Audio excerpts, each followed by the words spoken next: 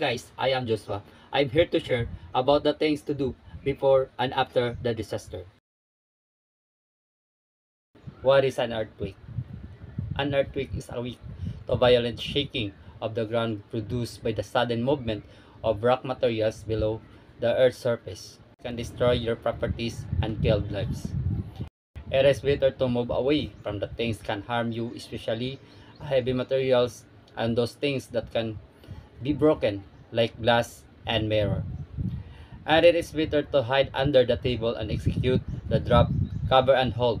If there's no table, just cover your face and head with your hand to protect from the falling objects. Prohibit your family to use an appliances because there's a possibility that mainline source of electricity was damaged and can cause a short circuit, and it can also electrocuted, and most especially it can be a start of fire. And if you're in the outside, stay away from the electric post, trees, and buildings that can be fall anytime.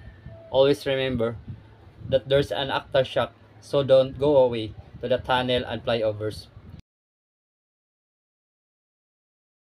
What is fire? A fire is a disastrous when it grows. A fire is a disastrous, so avoid octopus wiring to avoid overloading.